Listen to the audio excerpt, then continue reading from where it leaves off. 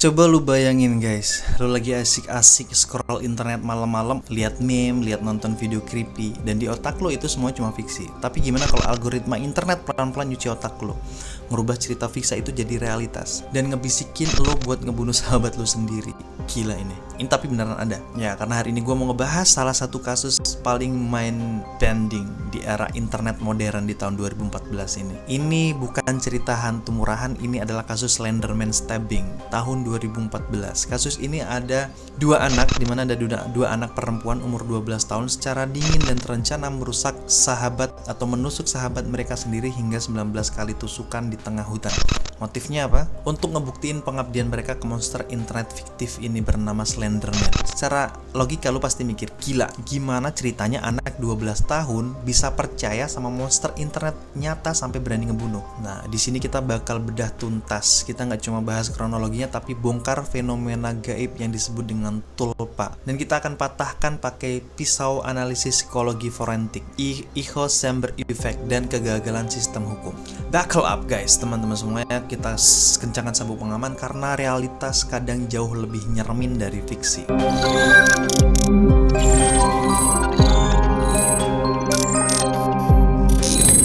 Sebelum kita masuk ke crime scene-nya, kita harus validasi dulu nih. Siapa sih Slenderman ini?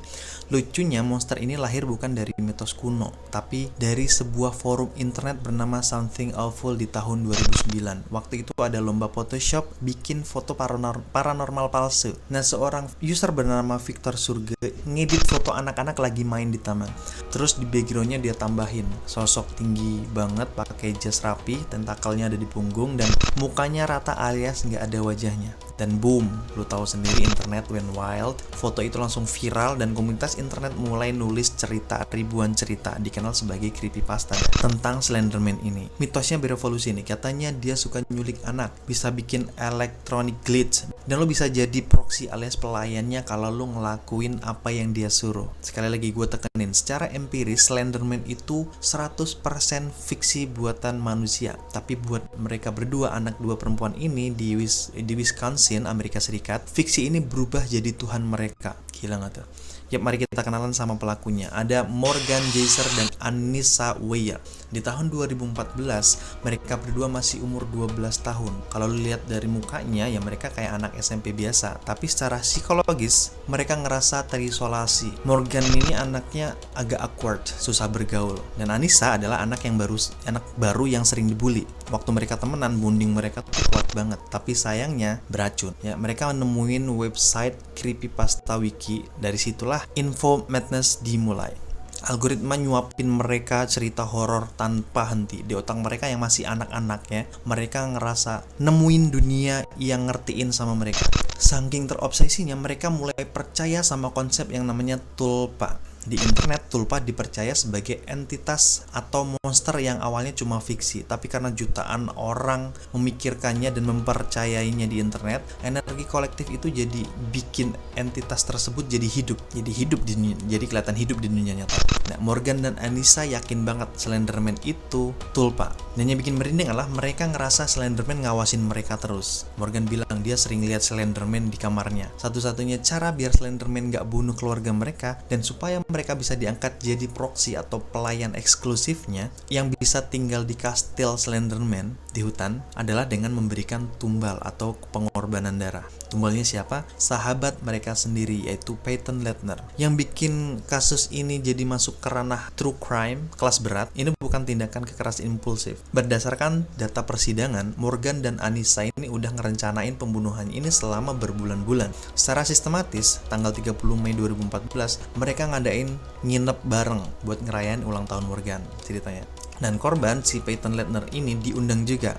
Awalnya mereka mau ngebunuh Peyton pas dia lagi tidur, tapi Morgan bilang dia terlalu capek, jadi nanti aja. Besok paginya, tanggal 31 Mei, mereka bawa Peyton ke taman di kota, David's Park namanya. Anissa ngajak Peyton main petak umpet di hutan, di area hutan. Dan di momen itulah kegilaan mereka memuncak. Anissa nyuruh Morgan buat beraksi. Si Morgan yang ngebawa pisau dari dapur rumahnya nusuk Peyton selama 19 kali tusukan di area dada, perut, dan lengan. Salah satu tusukannya nyaris kena jantung Peyton. cuma meleset 1 mm dari arteri utama jantungnya. Literally 1 mm between life and death. Nah, setelah nusuk, Morgan dan Anissa ninggalin Peyton gitu aja yang berdarah-darah sendirian di hutan. Dan mereka berdua jalan kaki dengan santainya niat mau nyari kastil Slenderman di Nicolet National Forest yang jaraknya ratusan kilometer dari situ. Plot twistnya adalah Peyton ini anaknya adalah anak yang pejuang sejati. Dengan sisa tenaganya yang sudah berlumuran darah, tubuh mungil yang ditusuk 19 kali tusukan itu berhasil merangkak keluar dari hutan sampai ke pinggir jalan. Kemudian ada seseorang pesepeda lewat ngelihat Peyton dan langsung telepon 911. Peyton selamat dari operasi intensif karena dia she is a survivor. Berapa jam kemudian polisi berhasil nemuin Morgan dan Anissa lagi jalan di pinggir jalan raya. Waktu ditangkap, pisau mereka masih ada di tas mereka dalam keadaan masih penuh dengan darah. Yang bikin penyidik dan dunia merinding itu bukan cuma tindakan mereka, tapi sikap mereka saat di ruang interogasi. Morgan dengan muka datarnya bilang, "It was weird that I didn't feel remorse." Aneh ya, aku kok nggak ngerasa nyesal sama sekali, dia bilang begitu. Morgan bener-bener yakin kalau Slenderman itu lagi nontonin mereka di balik pohon. Polisi dan psikolog bingung, gimana dua anak nggak punya criminal record bisa sedingin serial killer profesional. Oke, kita stop mikirin mistis.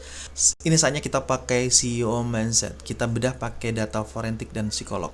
Karena penjelasannya jauh lebih valid. Ada 3 faktor empiris kenapa ini bisa terjadi. Pertama, ada kerentanan korteks prefrontal yang ada di dalam kotaknya. Berdasarkan riset neurologi, pada usia 12 tahun, bagian otak yang namanya prefrontal cortex, pusat logika empati, pusat pengambilan keputusan secara rasional, itu belum berkembang sempurna di usia 12 tahun. Mereka rentan banget sama fiksi yang disuapin secara terus-terusan oleh algoritma, bikin otak mereka gagal membedakan mana reality dan mana imajinasi. Ini yang kita sebut dengan extreme Eichel-Sandberg effect. Dan yang kedua ada undiagnosed early onset schizophrenia. Data medis persidangan ngebuka fakta yang menyedihkan bahwa Morgan ternyata mengidap skizofrenia, tahap awal yang belum terdiagnosa.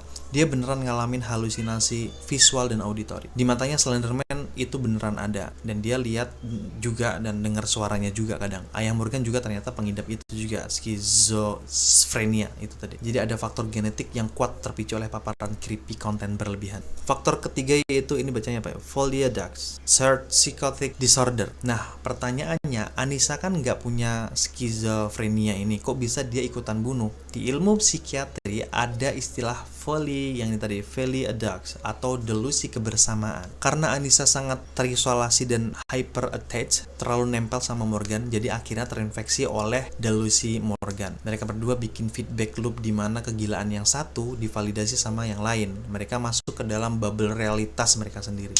Kasus ini nggak cuma jadi mimpi buruk dunia medis, juga ngerusak sistem hukum di Amerika sana. Jaksa mutusin buat ngadilin Morgan dan Anissa sebagai orang dewasa untuk kasus ini ada. Nah, ini memicu debat panas. Satu sisi bilang, ini gila, mereka kan anak masih 12 tahun, yang mana otaknya lagi sakit parah, mereka butuh rumah sakit bukan penjara. Tapi di sisi lain ada yang berpendapat kejahatan mereka itu terencana, dingin dan nyaris mencabut nyawa orang. Jadi keadilan tetap harus ditegakkan. So ya, pada akhirnya pengadilan pun ngasih vonis bersalah, tapi dengan catatan mereka nggak waras secara mental.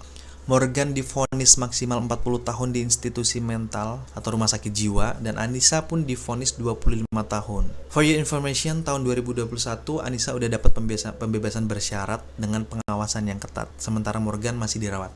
Dan hari ini Peyton Lettner tumbuh jadi perempuan muda yang luar biasa, kuat dan resilient. Kasus ini ninggalin satu pesan penting buat kita semua yang hidup di era Gen Z dan Gen Alpha. Mungkinkah monster internet itu hidup? Jawabannya iya, tapi bentuknya bukan hantu bukan hantu kayak Slenderman tanpa muka dalam hutan gitu. Monsternya adalah algoritma yang eksploitasi sisi paling rentan dari psikologi kita.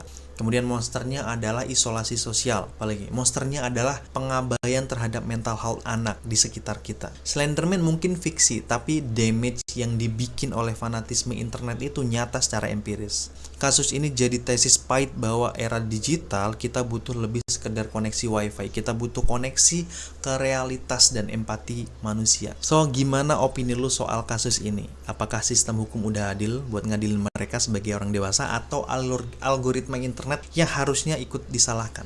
Coba drop opini lu di kolom komentar. So, thanks a lot for watching guys. Itu aja mungkin dari gua. Stay curious and stay kepo, karena kepo adalah kunci. Kalau lu suka dengan video-video gue yang kayak gini, jangan lupa klik tombol like dan share ke teman-teman kalian semuanya supaya nggak kemakan dengan algoritma yang makin gila di era digital ini. Thanks a lot for watching guys. Don't forget to like, comment, and subscribe. See you in the next video dan peace out.